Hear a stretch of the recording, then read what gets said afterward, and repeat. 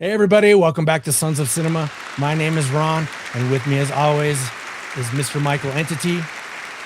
And tonight we have a very special guest. We have Mike from Mike's Film Fix YouTube channel. Mike, thank you for joining us tonight. I'm super excited about this. This is our first time Heck yeah, adding man. someone outside the channel to the channel. So thank you for joining us, man. Uh, Heck yeah, dude. Folks, we'll be doing a review tonight on Insidious Out of the Further. Michael, sir, would you, before we get started, would you tell me when you saw this movie? Yeah, I went to go see this movie Thursday, like around 2 o'clock in the afternoon. And then a couple hours later, I went to the theaters again to go see Basket Case, which was an interesting experience. That's right. That's for another time, but that basket case. I saw this movie today at like noonish.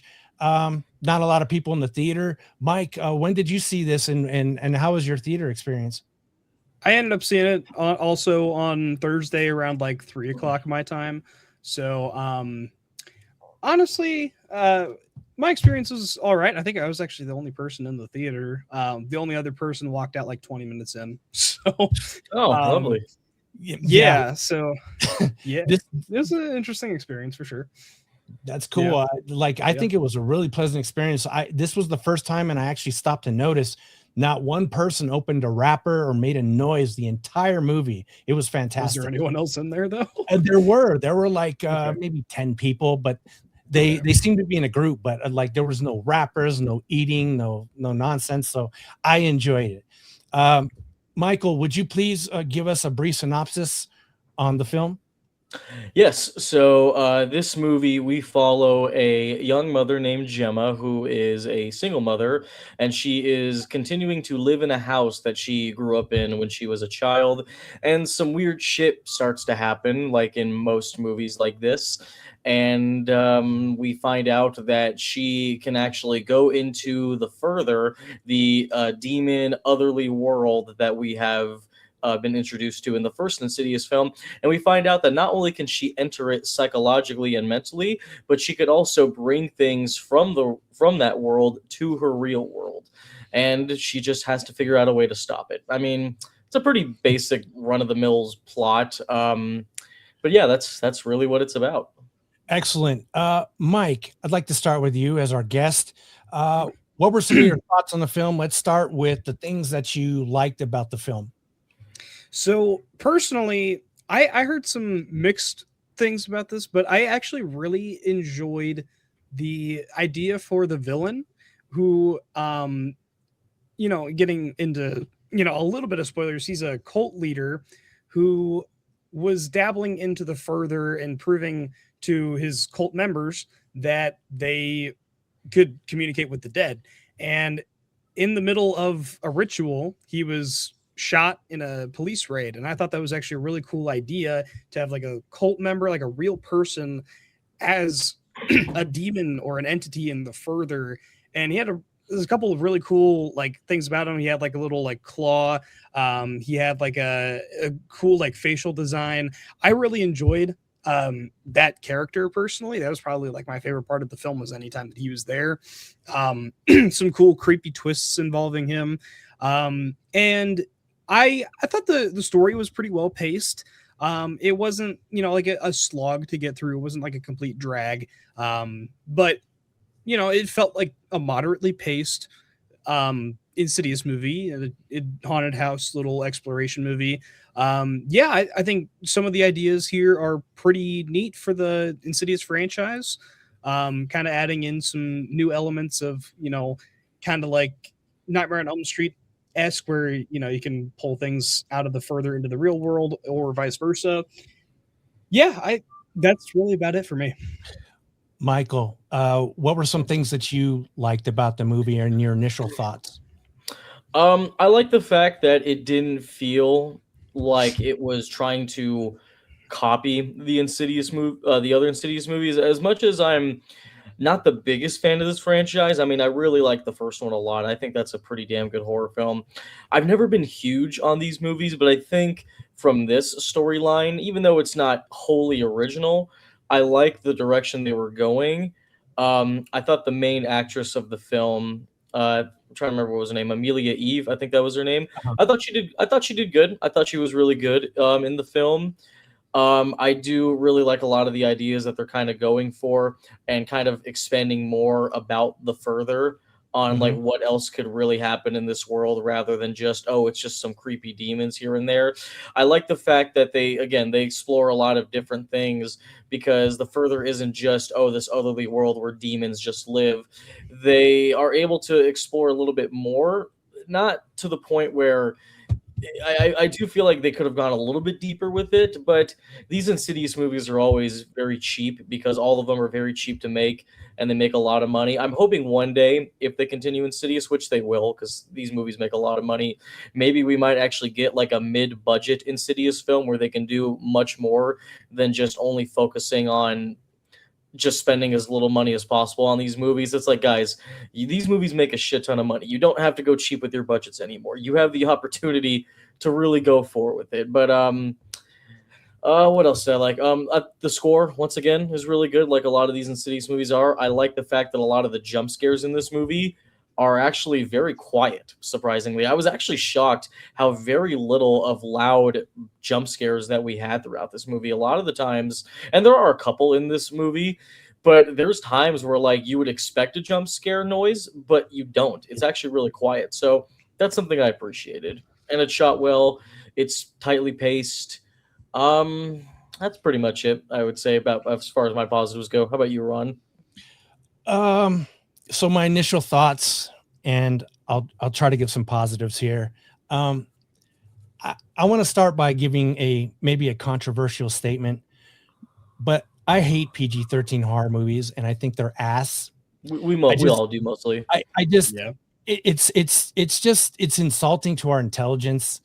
Our lives, real life is rated R, if not unrated, and it's just to this movie is slow at times, and I hate slow moving movies, where scenes are real slow, where somebody's walking for like 10 minutes, and I think it's a cheap way to fill your movie with time, and I hate it.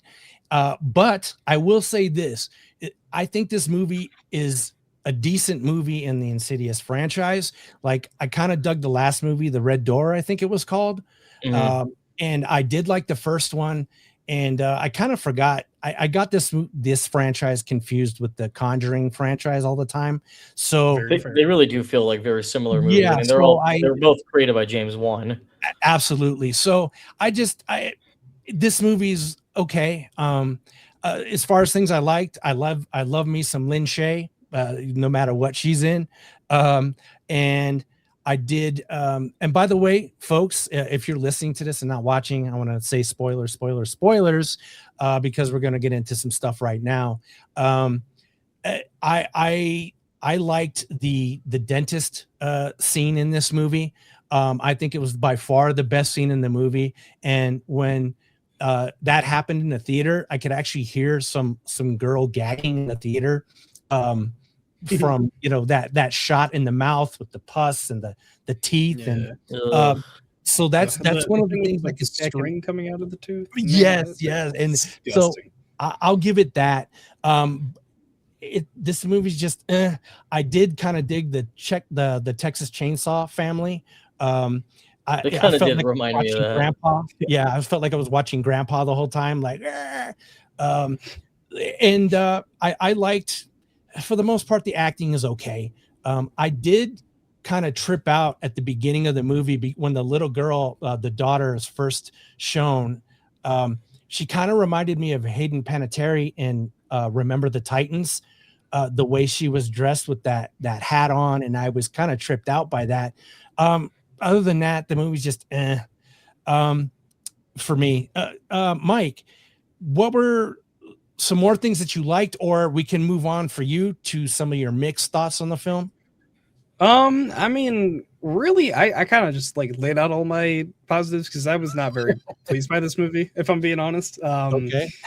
Same. Yeah, I honestly, I'm not a fan of this franchise. Like, really, the only one I actually do enjoy is the first one, if I'm being honest. Even like, the ones that people say are decent, like the second and third one, I've always been, just mixed at best on the second one, and the third one, I genuinely just don't enjoy it very much. I think Lin Shaye is easily the best part of that movie, and same thing with the fourth one. There's some cool ideas, but they, in general, just like fail in the execution. They don't use them to their full potential. And this is kind of just another one of these where it just has cool setup ideas executed pretty poorly, honestly. It's Yeah. just honestly, uh the characters were not very interesting. You get Elise and as really just the exposition point. That's kind of what I called this movie, was like exposition dump of the movie. Um, every scene has like at least like 3 lines of dialogue that's just like giving a plan of something that's going on. It kind of reminded me of Stranger Things season 5. Oh Um, God. Like, yeah, yeah, imagine this is the Yes, sir. wormhole and this is yeah. the upside down. Like, yeah, oh The my God, grapefruit scene. Yeah, yeah, yeah. Yeah. um, That oh was my yeah, God, that is the That's one. I exactly gotta how say I that real felt. quick. That is the only thing about Stranger Things season 5 that just kept pissing me off. I'm like, how many yeah, times are people gonna explain that? But yeah, the grapefruit scene, like that tattoo artist was completely pointless in the movie. yeah. The one thing that I was actually really bummed about is that we actually go into the red door. There's a bit in it where they say, like, whenever a door is closed, one opens. Right. And okay, we get this cool idea, like, what's in the door? We don't know. They go in the door and it's just memories. Like, we haven't seen this before. Like, you know, it's just, I don't know. There's so many great ideas at play. Like, I'll be honest, like pulling I things agree. into and out of the further, the idea of exploring what's behind the door, um, and yeah, I don't know.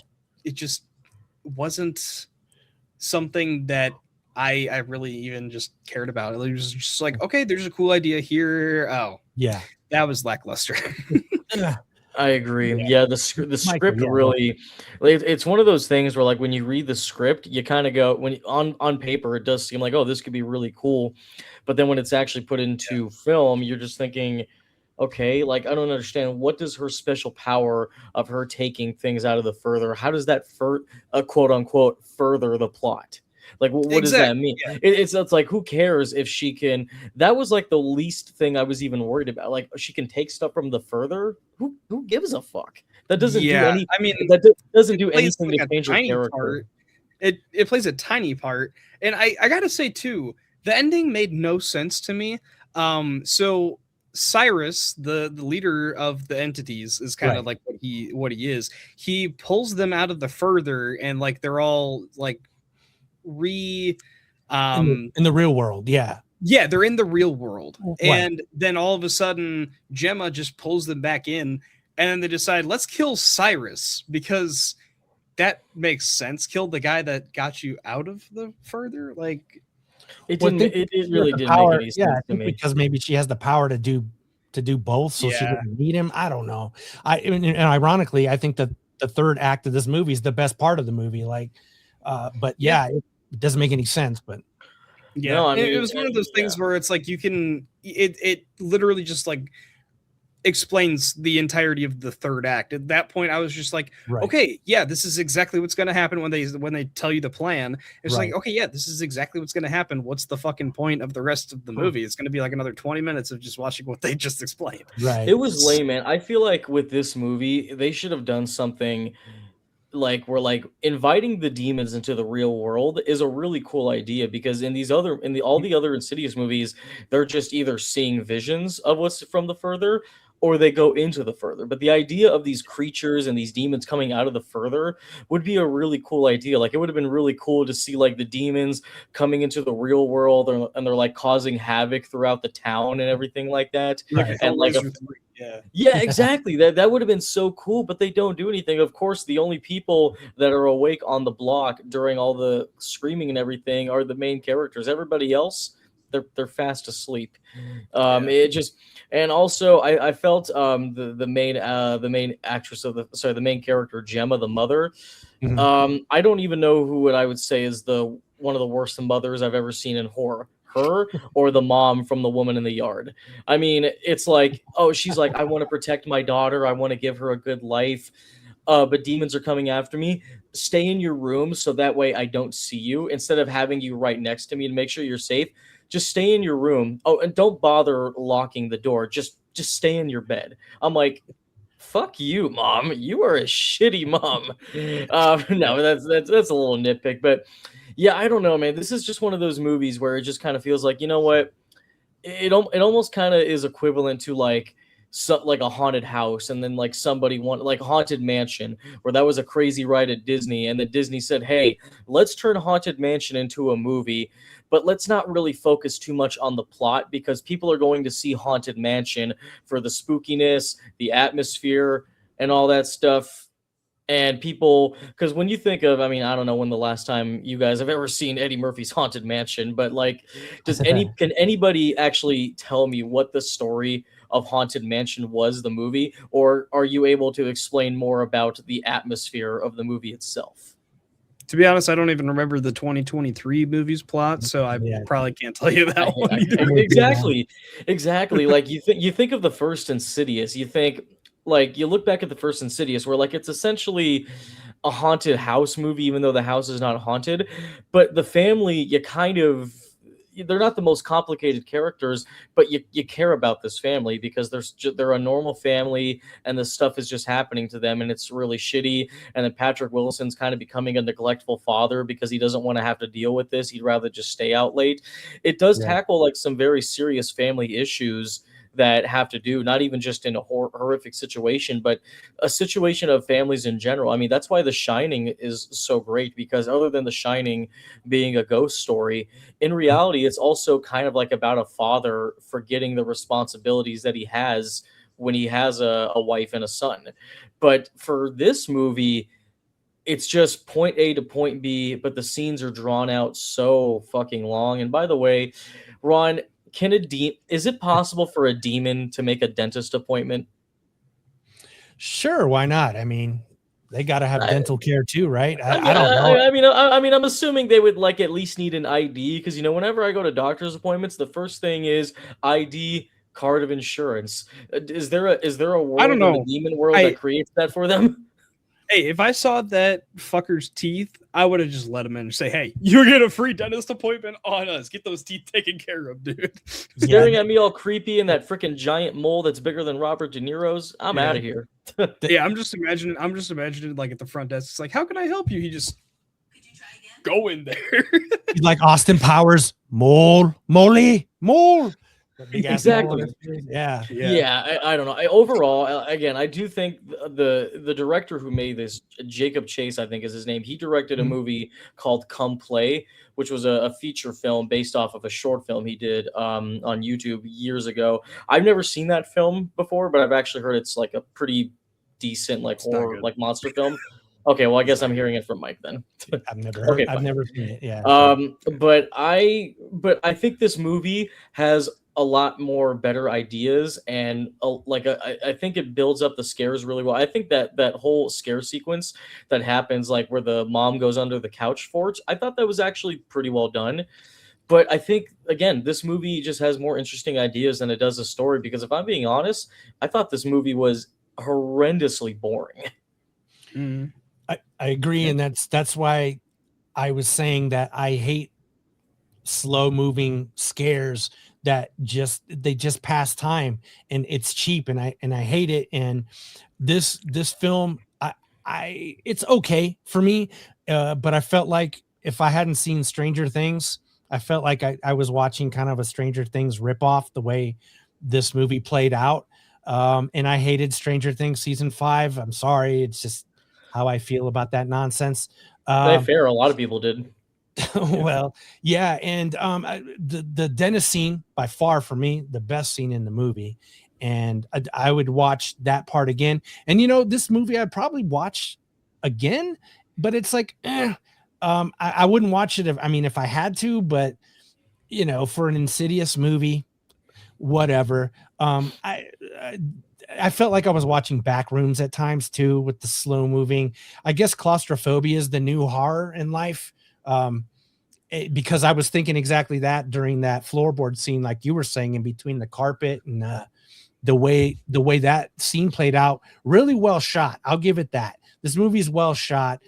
The ideas and the story are good and decent, but like Mike and Michael, you guys are saying, the execution in this is just it's insulting. Just, and again, I'm not one that can really tolerate PG-13 movies. I'm not into ghosts, and I know as a horror guy it sounds weird, but just ghost and demon stuff, unless it's like Evil Dead, I'm in for that. I'm into zombies, but this just, there was no scares. Like Michael, like you said, this movie was boring, and it just moved along and moved along. And the main actress, I thought she was decent.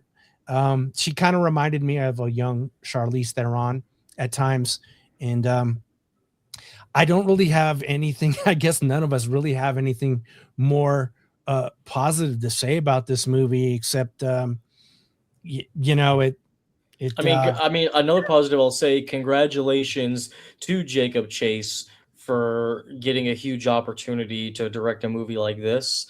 But right. that's really all I could say. I feel like it's kind of the same way I feel about M. Night Shyamalan's daughter, who directed The Watchers. As much as I was not a huge fan of that movie, I'm excited. I thought like the movie itself was very unique in a way, to the point where I'm very excited to see what she does next.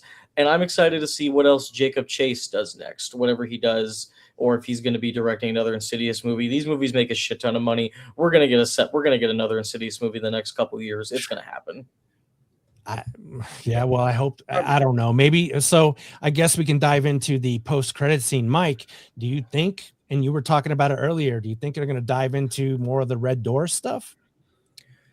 I honestly, I didn't even see the post credit scene because I was getting Oh, out of Oh, there. I didn't see it either. So Yeah. what happened, Ron? What happened in the post uh, credit scene? so in the post-credit scene, we get we go into the Red Door, and someone is torturing the old man, the our excuse me, the cult leader guy. He's like in a dentist chair, and they're like drilling his teeth. This is huge for me because I was a huge fan of The Dentist. I don't know if you've ever heard of these movies. There's The Dentist 1 and 2, and they were in the, I think, late 80s, early 90s, and they start Corbin Burnson. And back then, like for me, dentists are more terrifying than anything you could have put on this film. So if you give me something that's like as a psychopath dentist, I'm in. And the post-credit scene basically showed behind the door this guy getting his teeth drilled by, I think if I remember correctly, like a demon or something. So Okay. I guess that, yeah, I guess you can't answer that question, but I'm thinking maybe the next movie will get into more of the behind the red door stuff. And I got into the red door stuff in the last movie. I still think, for me, that movie is better than this one. I don't know how you guys feel. Mike, I know you just you said you did on your channel a ranking of Insidious. If you don't mind, how do you feel about the Insidious franchise, and how would you rank this movie in the franchise? So like I kind of said, I'm just not huge on this franchise, honestly. I've tried getting into them, and I just, for whatever reason, I just don't connect to them. Outside of the first one, like even the first one to an extent is like, I like it. It's just the scares. They have that weird like loud piano noise every time there's a jump scare, and it just is it takes me out of the movie. But then you get to the third act, and it's like that third act is freaking excellent. So that's easily my favorite, is the first one. Then I would probably say, honestly, they probably get worse as they go along. Outside of 6, I would say 1 is at the top for sure. Then I'd say 2, 3 out of the further, and then whatever the fourth one was called, and then the red Last door. key.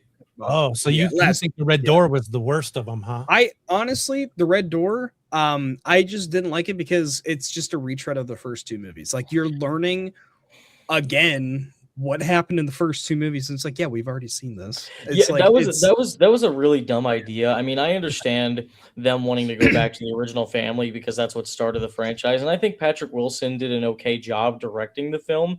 The only problem is the only way Insidious the Red Door would work for people is if they never saw any other Insidious film and the Red Door was the first one they saw because it yeah, could build as a exactly. mystery. Unfortunately, though, we as the audience know what happened. So there's not really a mystery. It's rather than just going, "Oh my god, I can't wait to unpack this mystery." Watching the Red Door, I'm just like, okay, finally remember like what's going on. Also, if why would they only wipe the memories of Dalton and Josh, Patrick Wilson's character? Why didn't they just wipe the memories of the entire family so that way they could all Yeah, just start fresh? because It made no the mom fucking would have just sense. been gatekeeping the entire time. Also, I'm not gonna lie too. I was thinking too, it's like all of these movies have like that one scene that everyone remembers because it's all in the marketing. It's the big scare in the movie. It's like Out of the Further with the dentist sequence. The fifth one has the exact same thing with The the MRI. CAT scans. Yeah, the MRI.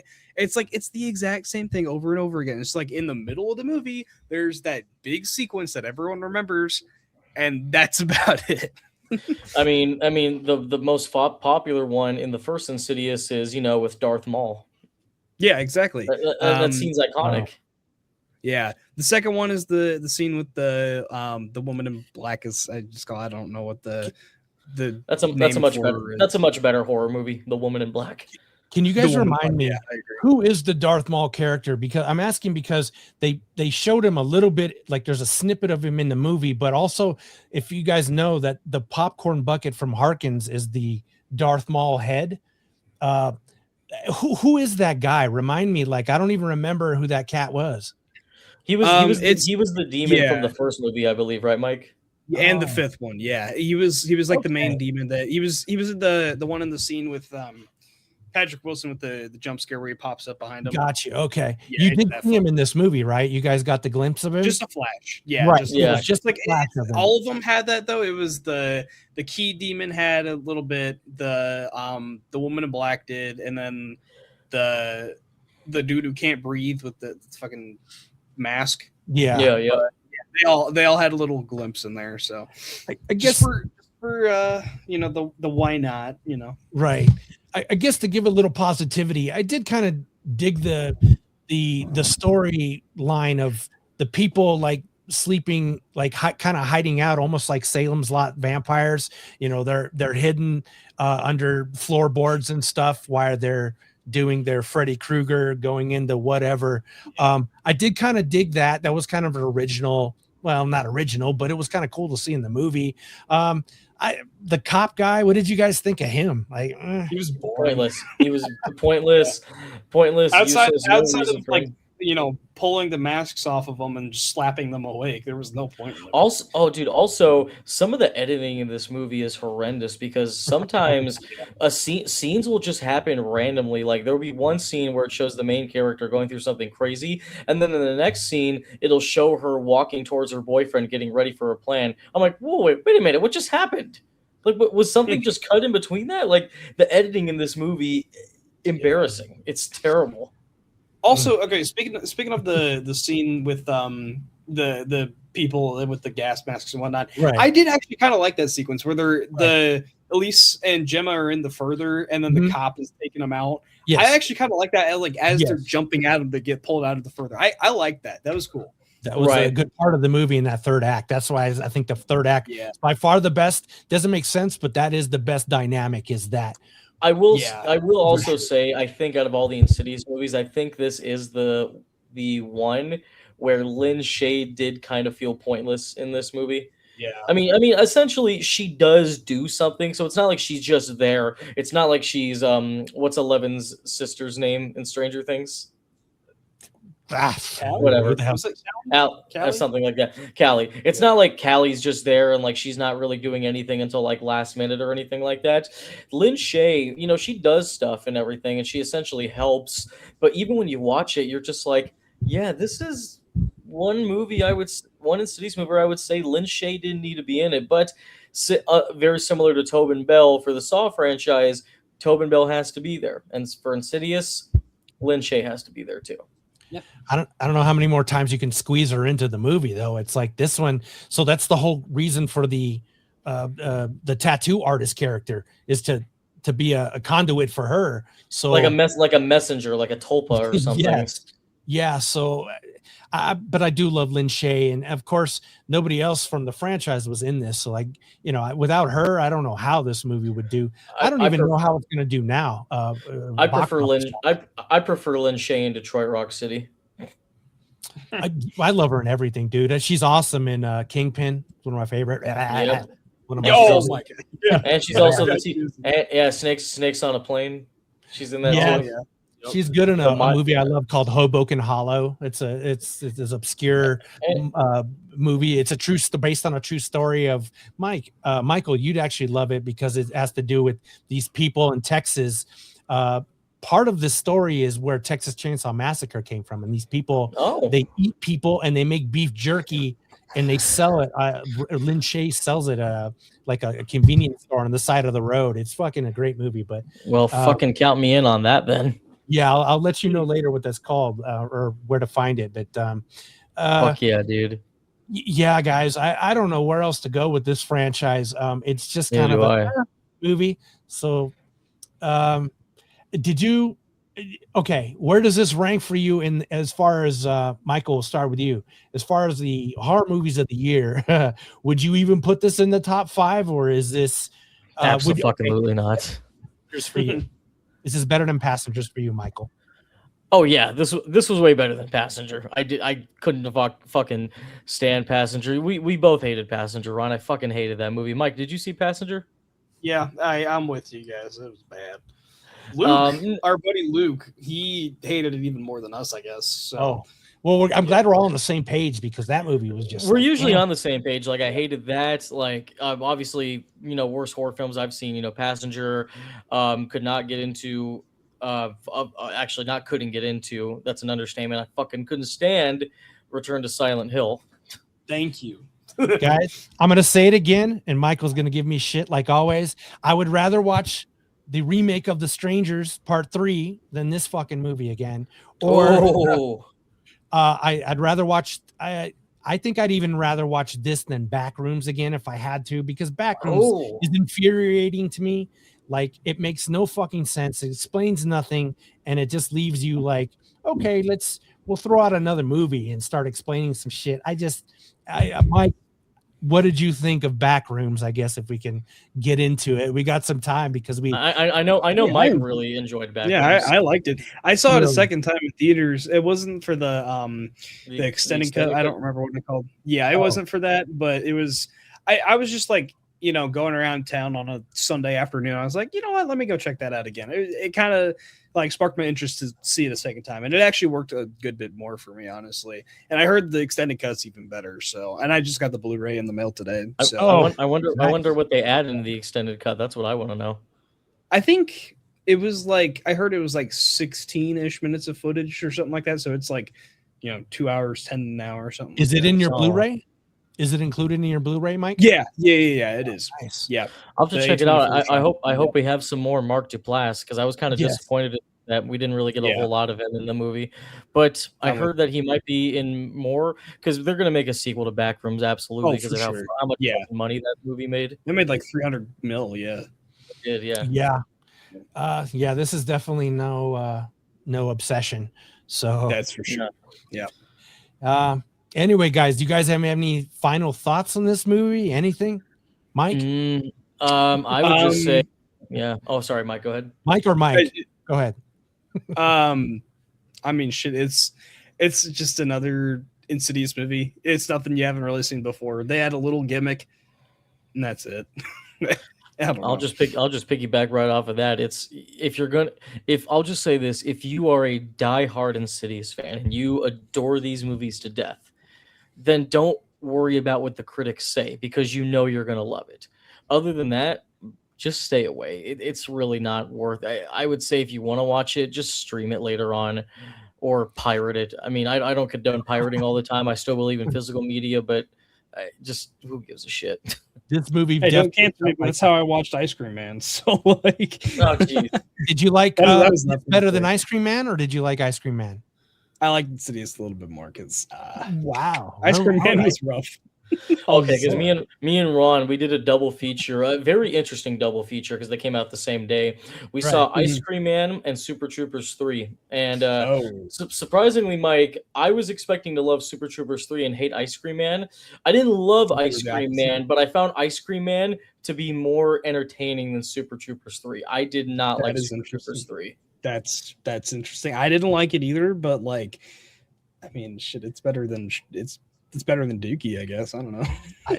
I liked Ice Cream Man. I guess I'm just a mindless buffoon because just give me that mindless gore over this slow moving nonsense any day. So yes, I did like Ice Cream Man. I forgot why we went down this rabbit hole, Michael. But do you have any final thoughts on this movie, Michael? It's fine. I don't care for it, and I don't think I ever will. I don't think I'm ever going to be excited for an Insidious movie, even if it ends up being a masterpiece. I just don't care anymore. What would you Yeah. think? I mean, what would you think of a rated R? Like, let's up the ante here. What about a rated R version of the Insidious movie? I mean, it could probably maybe add some more practical effects, but they made Hellboy rated R with the David Harbour version, but that didn't make it better than the PG-13 Hellboy movies with Ron Perlman. Ah, you Yeah. got me on You that know, one. You're right. I heard a cool pitch for an Insidious movie. Actually, it's like, you guys remember that movie Presence that came out? Was it 2024? Oh, the Steven Soderbergh movie. Yeah, Yeah, I didn't yeah. mind that. I actually didn't really mind that film, honestly. I heard someone say, I was on a podcast and I don't remember which podcast it was, but they were saying do like a Presence style movie, like from the perspective of like a demon in the further as an Insidious movie. I thought that would be cool. I don't know. Definitely. I mean, in this movie, they could have done that through the cult leader guy because I wanted to see Yeah. more of his story actually, and they For sure. yeah, he seemed like the most interesting character in the whole movie, and we don't, Yeah. we just get some little snippets of him trying to do whatever the fuck he's trying to do. or come into He's the like real by world. far the most like So- fleshed out villain of the franchise so far. Yeah. So, yeah. So is he trying to get into the little girl's body to have a physical body to be in the real world? Is that what he was doing?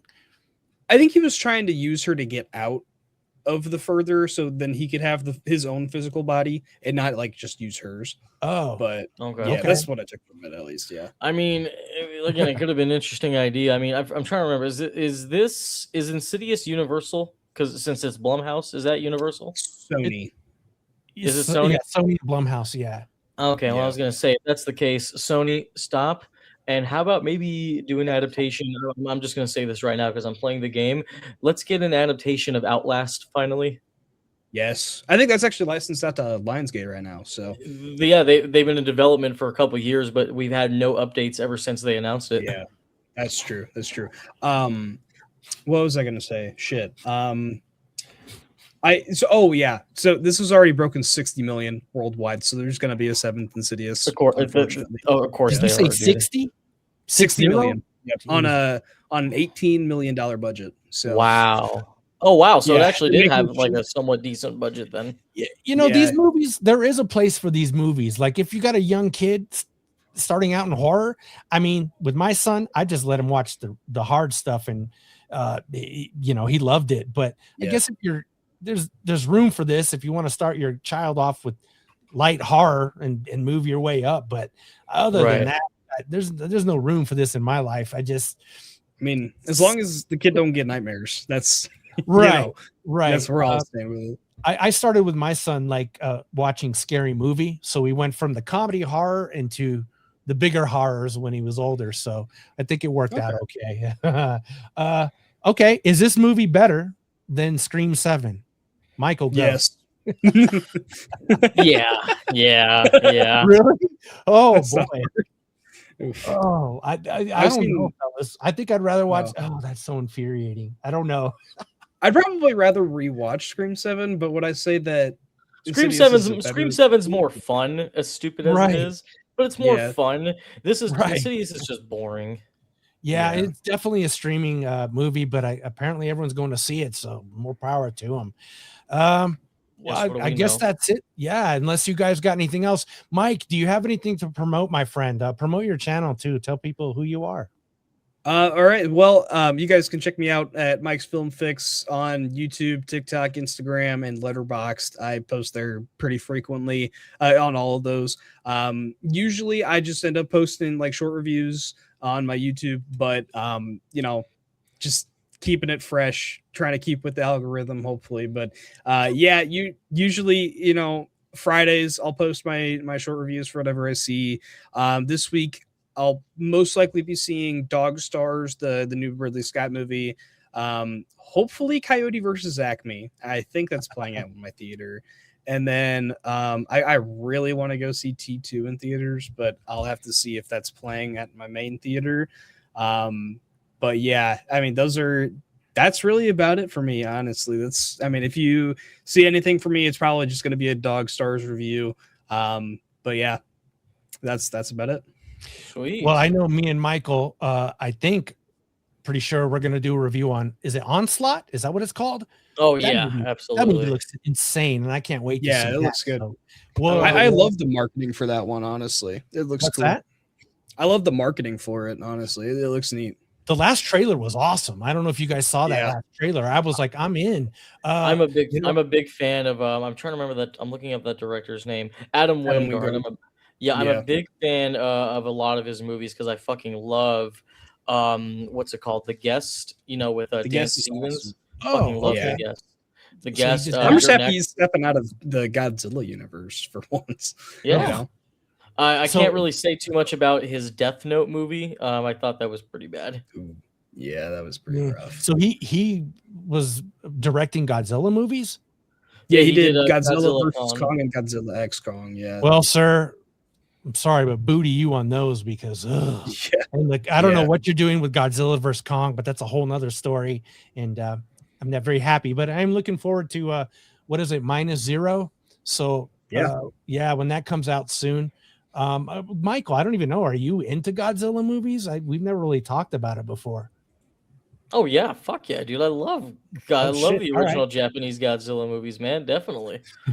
Oh yeah, you like that guy in the suit, like he's all riding his tail across the screen.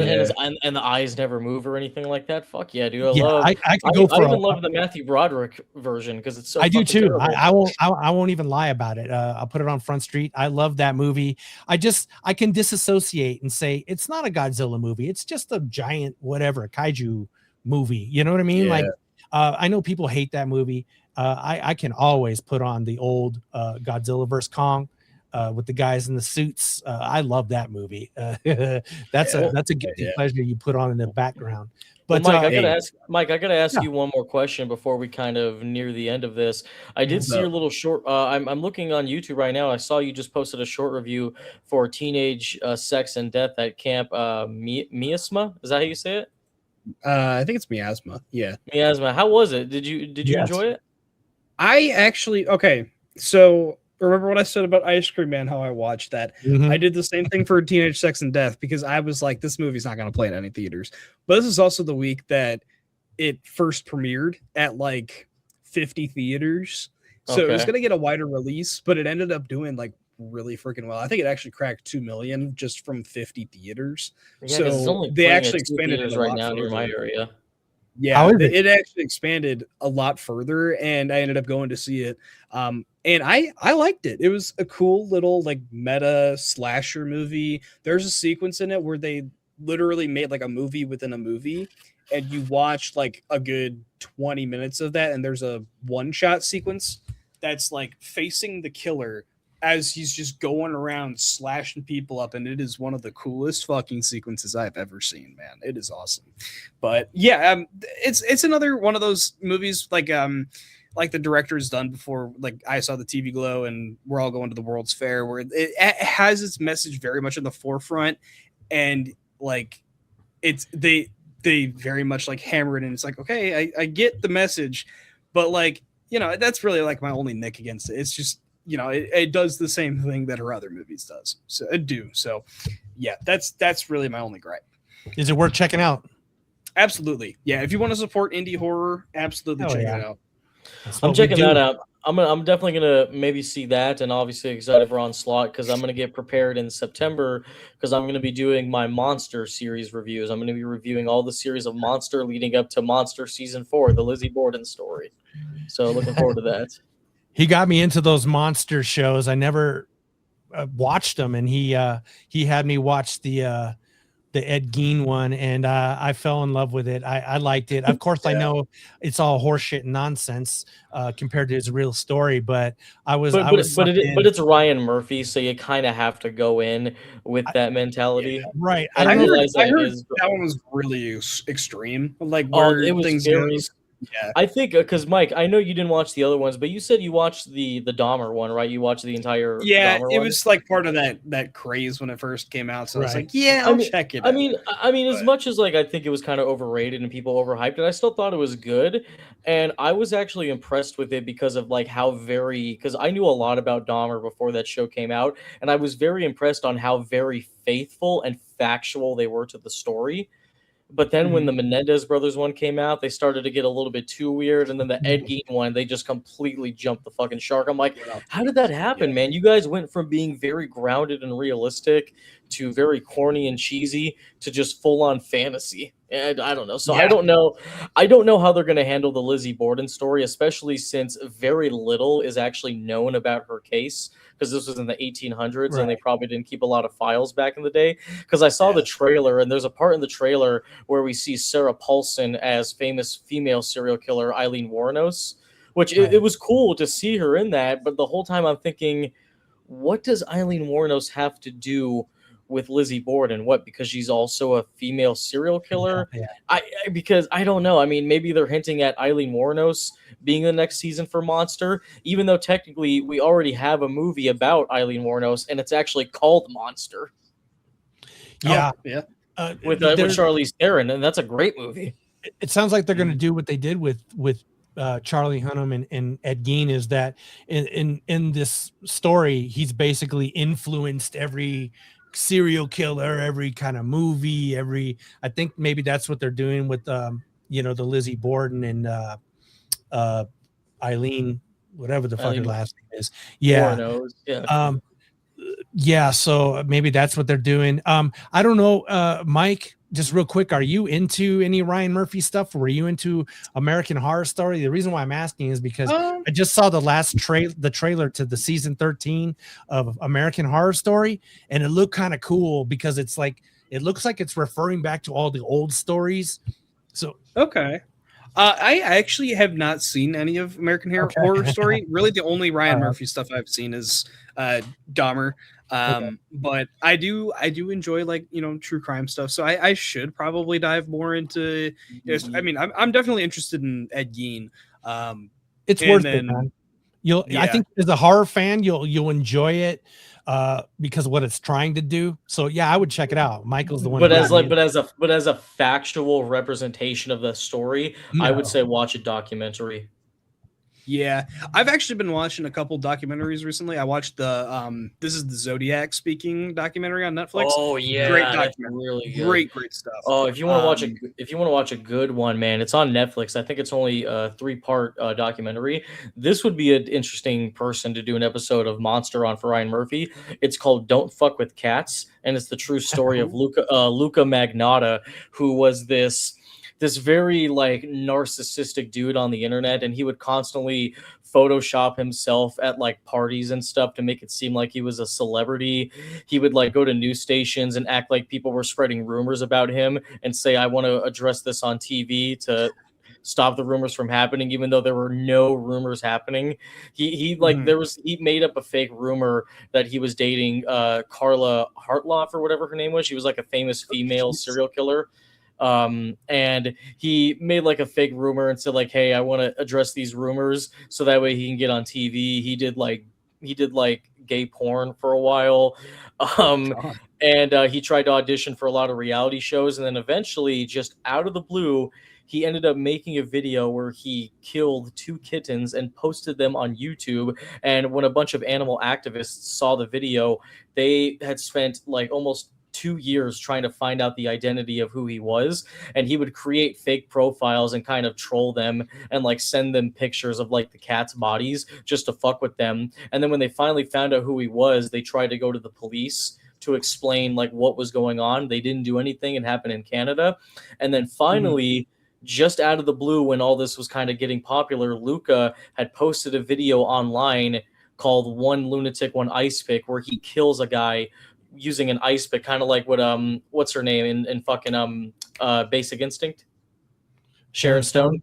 Yeah, where she's stabbing the guy with an ice pick. Luca did that and posted it, and then right when he posted the video, he took the guy's body parts and sent them to like elementary schools, and then he fled the country, and then he was eventually found. Yeah, and then he was eventually found in Germany, at a coffee shop, and supposedly before the German police apprehended him, he was actually doing research on his manhunt status. Jesus Christ. Sorry, I know. Sorry, I'm sorry. I know that was a lot, and I pretty much spoiled it. But that's go cool. on Netflix if you want to watch it. It's called "Don't Fuck with Cats." Cool. Since we're all giving recommendations here, one that maybe you guys haven't seen that you should check out is it's on Tubi. It's called Chicago Massacre. Richard Speck. Now, I don't know if you guys know who Richard Speck is, but I got into him because of. Well, he's not really taught as far as in schools, like with the other serial killers. He's not up there. I guess maybe he's not considered a serial killer because it's all on the same night. But he killed 7 people, so Yeah, but I'm more interested in. So if you don't know, do you know who Richard Speck is, Mike? No, I actually haven't heard of him. So he's a serial killer that one night he got high on meth and he went to go rob a house. And in this house were 7 nuns, and he tortured, raped, and murdered all of them. And he got arrested. And when he was in prison, this is what I'm most interested in.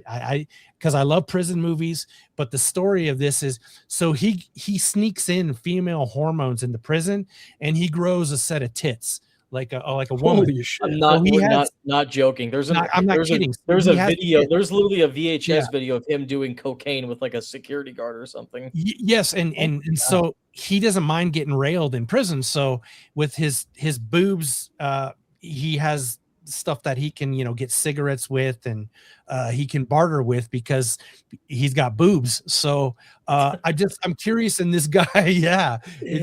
It's an interesting concept. But if you guys want to check out that movie, it's called Chicago Massacre, Richard Speck. So one more movie I'll recommend before we call it a night is Mike, I am imploring you to watch this. Mike, do you every now and then like to have a time where you just sit back and you just watch a horrendously awful movie? Oh yeah, definitely. Okay, I got a good one for you, Ron. I had Ron watch this the other day, and it's great. It's only on Tubi. There's no Blu-rays. I think you could probably get it on DVD. It's called Rage of Innocence. Explain. So, Mike, none of the actors you'll recognize. It's insanely low budget. The only actress that you might recognize is Steph Dawson, who is the redhead girl from Mockingbird and Hunger Games: Catching Fire. Mm-hmm.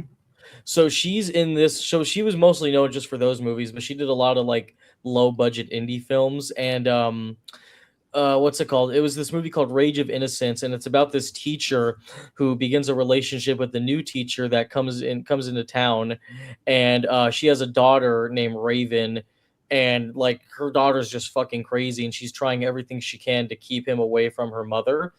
And on paper, it actually does kind of like seem like a really cool idea for like a 90s thriller or something, but it's so fucking bad. Like, Mike, I'm not even joking when I say this. There is a literal 3-minute sequence in the beginning of the film where some teachers are gathering together to play basketball after school, and the gym teacher is trying to give a defense on how statutory rape should not be based on a girl's age. I'm like, who talks like this? Like, seriously, what the fuck? And and he's like saying the documentary. What? Are we sure this isn't the EDP documentary? EDP? No, it's God, that fucking documentary, man. That's a story. Oh you know they're releasing that on Blu-ray, by the way. Oh, they are. Yes, they are. Fuck you. Hey, do I dare support that? Fuck EDP. Anyways, but no, this movie, like seriously, like, and they're like talking like, oh, it shouldn't be based on a girl's age, and they keep talking, and it's like, dude, this guy who's talking just he was like a date rapist, and then he's like, hey, if the girl has double D's, knock 2 years off. If she's got A cups, knock 4 years off. I'm like, what the fuck, dude? Who is writing this movie? And it's even more concerning that there's actual teenagers in this movie. Mike, just watch the movie, Mike, if you're curious. It's on Tubi. It's called Rage of Innocence. It is overall a truly awful fucking movie, but it's hilarious. Ron, you actually had a good time watching it, didn't you? Yes, it's terrible, but it's great. All right. Trust me, if like, and I just, it got me into the director of this film. Mark Pirro. Yeah, Mark Pirro, and he's apparently really famous in the indie film community for making these low budget films, but they're good. Like they're terribly, the dialogue and just everything about them is just weird, but they're funny.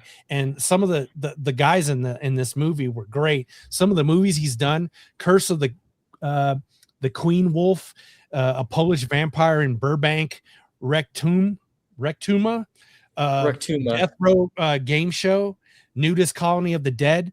So I'm getting into this character because of this director because of Michael, but I would suggest check him out, dude. Just check out that one. If you don't like it, then okay. But I think you might enjoy it. But all right, folks. I think sorry, we did kind of get off topic a little bit, everybody. Yeah, we did go down a rabbit hole here.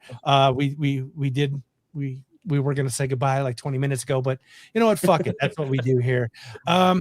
Anyway, thanks for joining me, fellas. Mike, thank you very much for joining us. Absolutely, dude. And yeah, let's do more of these soon. I'd love to do some more videos with you, and we'll talk more about that later. But anyway, thank you all for watching for Sons of Cinema. I'm Ron. That's Mike, and that's Michael Entity. And we will see you all next time. Appreciate it. Peace.